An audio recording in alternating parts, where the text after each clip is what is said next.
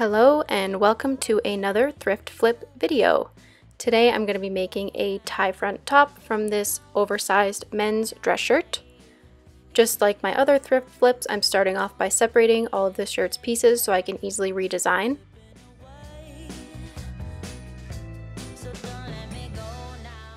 As I started ripping off the pocket, I realized that the fabric underneath was not as faded as the rest of the shirt, so I did use the wrong side of the fabric to be the new quote-unquote right side, so that the front bodice didn't have a big dark patch where the pocket used to sit.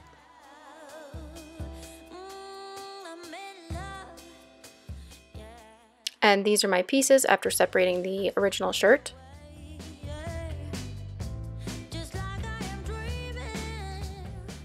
I'm using my dress form to get a rough idea of how I want the cups to sit and gather under the bust, and then I'm drawing my style lines on top of the shirt.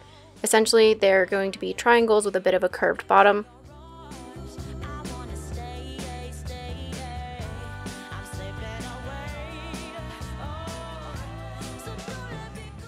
In hindsight, it probably would have been easier to just tape my style lines to my dress form and then trace from there. I accounted for seam allowance in the draping at the shoulder and the arm, but I needed to add it towards the neckline and the bottom of the bust, as you can see here. And then I just cut out this shape on both bodice pieces. Here I'm sewing 2 rows of basting stitches along the base of each cup. Basting stitches are going to be the longest stitch length on your machine, and I'm not backstitching so that I can gather these pieces at the bottom and fit them around the curve of the bust. Make sure to leave your tails kind of long so you're able to pull and scrunch as I'm doing here.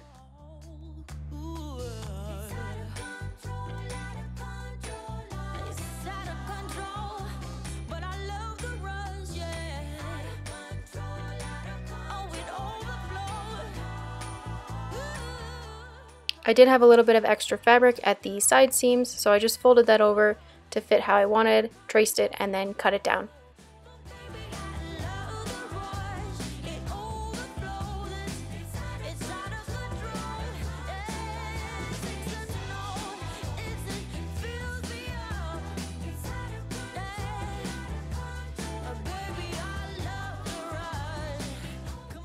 Now moving on to the back piece, I'm drawing my style lines again, but only to the middle of my dress form because I'm going to cut this piece on the fold so it's perfectly symmetrical.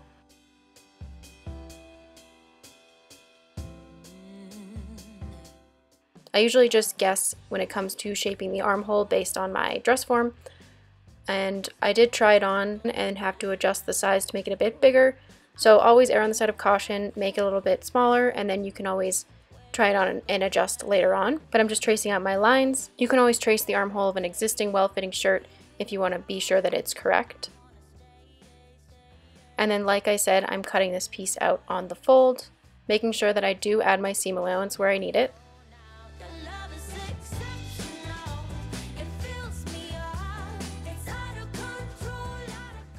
I had to make some adjustments to the side seam after cutting out the back piece. So I made those adjustments, and again, I usually default to about 1/2 inch seam allowance in most places. So just making sure that that is applied everywhere that it needs to be.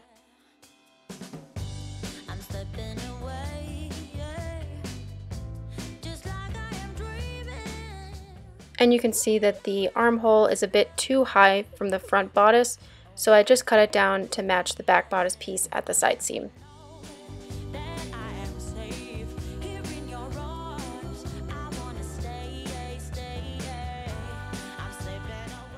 The front bodice also didn't match the back bodice at the shoulder very well, so I had to cut that down to match those pieces together. And since this shirt is unlined, I'm going to be sewing French seams on all of the areas of the shirt so the inside is nice and clean. To do this, you want to first sew your pieces with the wrong sides together, essentially sewing the seam on the outside of your garment, and then you'll cut it down right along the line of stitching. And then you'll flip it over so that your right sides are touching, and then sew again close to that edge of that seam. So essentially you should have what looks like a folded seam on the inside of the shirt, and the raw edges are then sewn into that folded seam. Given that I had 1/2 inch seam allowance around all of my seams, I was able to sew the first seam at 1/4 of an inch, cut it down, and then sew just under 1/4 of an inch for my second seam, and the fit ended up working out pretty well. So you can see you'll hide that raw edge in the second seam.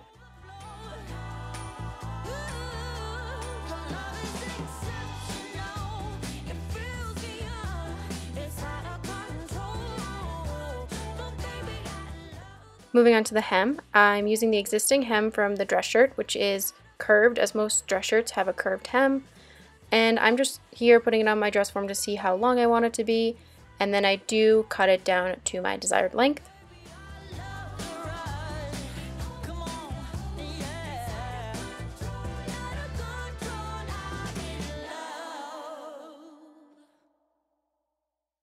And I'm matching the 2 front pieces to the back piece, so the sides are even and aligned. And this whole piece is going to be a lot longer than the circumference of our bodice, but that's why we're also going to be gathering this hem to fit it to the existing bodice.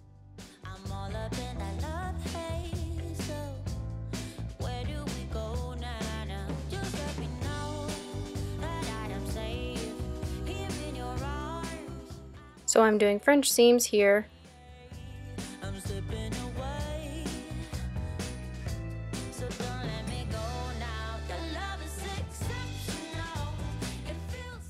Two rows of basting stitches will always give you a more even gather, so I do recommend 2, and then of course if your thread breaks on one, you don't have to rip out all the stitches and redo it, which is always a headache in my opinion.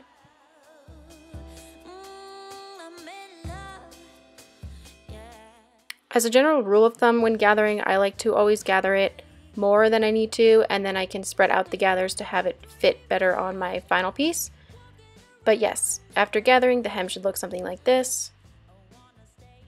And then I just brought it over to my dress form and started to spread out the gathers to align the front with the front, the side seams with the side seams, and basically just make it fit as best as possible all the way around. So to attach the bodice to the hem, after everything is all lined up, I'm again sewing with a French seam, sewing my first seam at 1/4 of an inch, then trimming it down. But my second seam is going to be a little bit wider because this will be the channel that I'm going to feed my ties through at the end.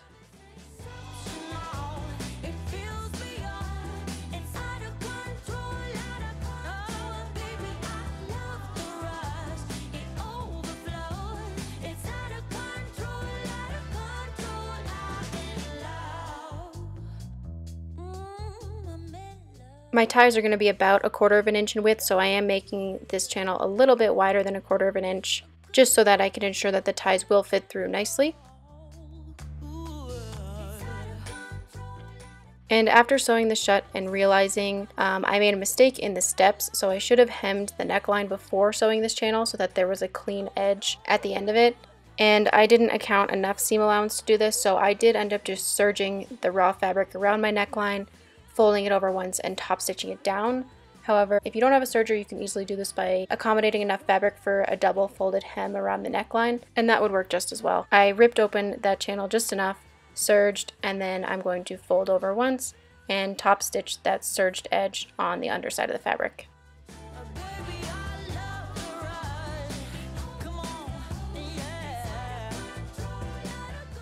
And then I just re-sewed the channel together, and you can see there's a nice clean edge towards the end there.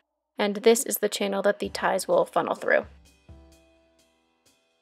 At this point, I had tried it on and I needed to adjust the armhole, so I am cutting it open about 1 inch wider, just folding it in half so that both armholes are even.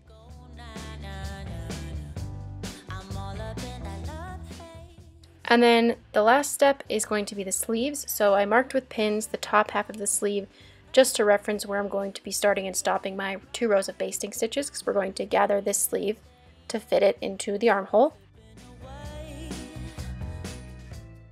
And I did cut the sleeve off right at the original seam of the shirt to keep the shape of the sleeve as true as possible. And I'm only going to be gathering the top half of the sleeve.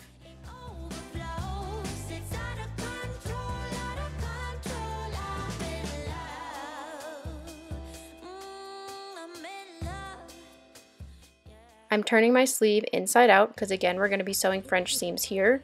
So I want my wrong sides touching initially, pinning the top of my sleeve to my shoulder seam at the top of my arm, and then I pin the side seam to the bottom of the sleeve, and then I work my way around.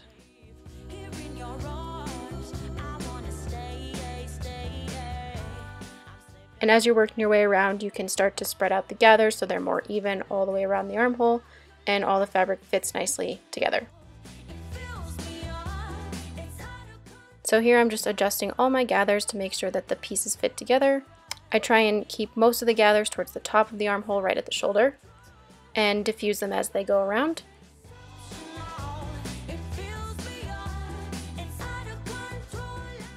And this is what the armhole should look like.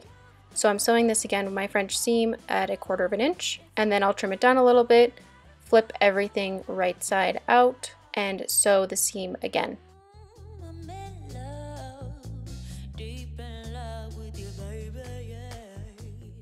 I do recommend pinning at this point just to make sure that nothing shifts as you're going around.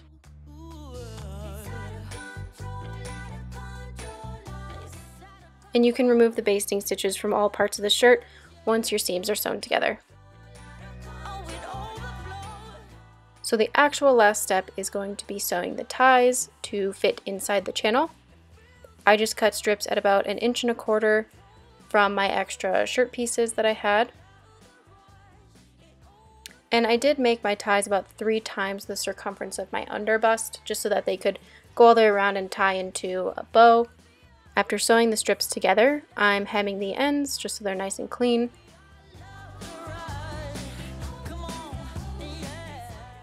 And then I am folding it in half and sewing a tube that I will then turn inside out. And then my least favorite part is definitely painstakingly feeding this tie all the way through the channel.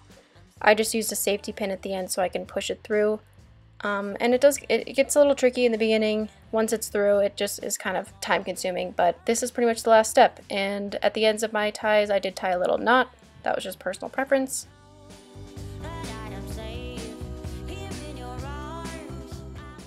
And then after I tried it on, I didn't like how the ties were shifting, so I sewed a little bit of stitching right on the edge there, right over the neckline, so that it stayed in place. And this is the finished look.